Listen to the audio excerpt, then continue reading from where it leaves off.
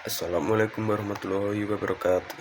Perkenalkan, nama saya Muhammad Yain Asidiki dengan nomor induk mahasiswa 25000290049. Di video ini saya akan mempresentasikan rangkuman dari seminar kesehatan nasional yang telah saya ikuti beberapa waktu lalu. Apa itu diet ekstrim? 1. Diet ekstrim adalah pola makan yang sangat membatasi kalori, makronutrien, atau kelompok makanan tertentu secara drastis. 2. Tujuan utamanya biasanya untuk menurunkan berat badan dengan sangat cepat tanpa memperhatikan keseimbangan gizinya dan kesehatan jangka panjang. Ciri-ciri diet ekstrim. 1. Asupan kalori kurang dari 800 kilokalori per hari secara terus-menerus. 2. Menghilangkan seluruh kelompok makanan, misalnya karbohidrat, lemak, atau protein. 3. Mengandalkan suplemen pengganti makanan penuh. Yang keempat, mengikuti aturan ketat tanpa fleksibilitas, misalnya hanya makan jam tertentu atau makanan tertentu. 5. Berasal dari tren medsos, bukan rekomendasi ahli. Faktor-faktor yang menyebabkan melakukan diet ekstrim. 1. Tekanan sosial dan budaya. Yang kedua, ketidaktahuan dan misinformasi. Yang ketiga, faktor psikologis dan emosional. Lalu yang keempat, tujuan yang tidak realistis. Kelima, ada pengaruh era digital. Nah, apa itu ketidakseimbangan nutrisi? Ketidakseimbangan nutrisi adalah kondisi ketika tubuh tidak mendapatkan jumlah nutrisi yang cukup atau seimbang sesuai kebutuhan. Bisa berupa defisiensi, yaitu kekurangan zat gizi tertentu, atau ekses kelebihan zat gizi tertentu tapi kekurangan lainnya menyebabkan gangguan fungsi organ dan metabolisme.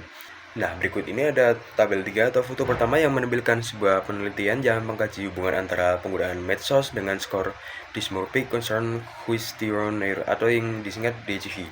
Pada 1483 orang dewasa di Arab Saudi, DCQ merupakan kuesioner yang digunakan untuk mengukur tingkat kekhawatiran seseorang terhadap penampilan fisiknya atau body dysmorphic concern. Penjelasan hasil tabel durasi penggunaan Instagram dan Snapchat, semakin lama waktu yang dibebaskan di medsos semakin tinggi skor DCQ. Contohnya, kurang dari 1 jam per hari, main sama dengan 5,78. 1-3 jam per hari, 6,31. 4-7 jam per hari, yaitu 7,42. Lalu 7 jam per hari, 7,06. P-value-nya kurang dari 0,001. Artinya, terdapat hubungan yang signifikan antara lama penggunaan media sosial dengan kekhawatiran terhadap penampilan. 2. Frekuensi. Pengambilan selfie. Orang yang lebih sering mengambil selfie memiliki skor DCQ yang lebih tinggi. Never 5,18. Rarely 6,12. Sometimes 6,91. Always 7,36. P-value-nya kurang dari 0,001. Menunjukkan hubungan yang sangat signifikan. Yang ketiga, penggunaan filter untuk mengedit selfie. Semakin sering menggunakan filter, semakin tinggi skor DCQ. Never 4,69, rarely-nya ada 4,86, sometimes 5,84, always 8,56. Ini merupakan perbedaan paling besar pada tabel. P-value-nya kurang dari 0,001.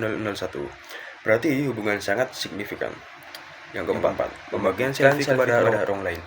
Nilai DCQ memang berbeda pada setiap kelompok, tetapi p-value sama dengan 0,07 lebih dari 0,5, sehingga tidak terdapat hubungan yang signifikan antara kebiasaan membagikan selfie dengan skor DCQ.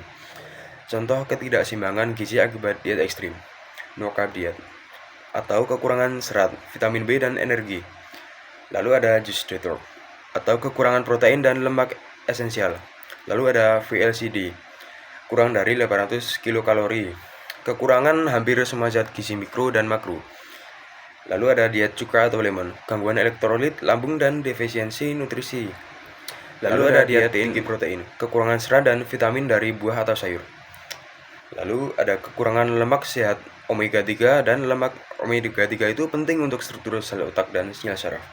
Jika kekurangan, gangguan daya ingat dan fokus, risiko tinggi depresi dan mood swing. Lalu ada penurunan kemampuan mengelola stres dan juga gejala mental dan emosional, yaitu seperti mudah marah, sensitif, dan moody, sulit konsentrasi atau yang disebut brain fog. Lalu ada perasaan bersalah setelah makan, obsesi terhadap timbangan, kalori, dan penampilan tubuh, penarikan diri dari pergaulan sosial. Lalu ada gambar konsep infodemic dari WHO. Menurut WHO, yaitu kondisi ketika terlalu banyak informasi beredar baik yang benar maupun yang salah, sehingga masyarakat kesulitan menemukan informasi kesehatan yang dapat dipercaya. Yang pertama, informasi valid, bagian atas gunung es.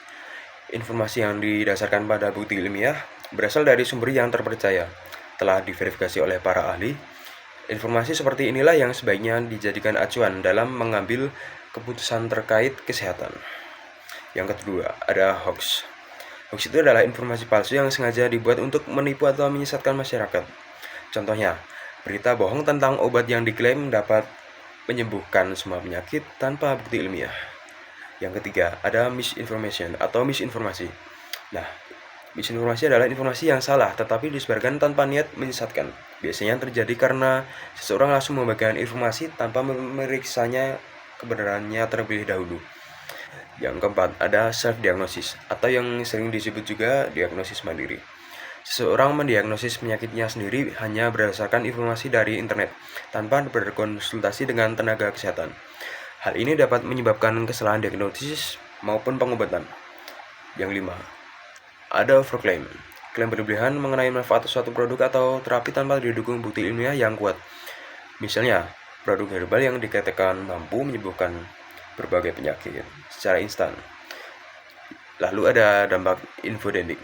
Infodemik dapat menimbulkan berbagai dampak negatif, yaitu membingungkan masyarakat karena banyak informasi saling bertentangan, menghambat pengambilan keputusan yang tepat terutama dalam memilih tindakan kesehatan, membahayakan kesehatan karena masyarakat dapat mengikuti informasi atau pengobatan yang salah, menurunkan kepercayaan terhadap informasi kesehatan dan tenaga kesehatan.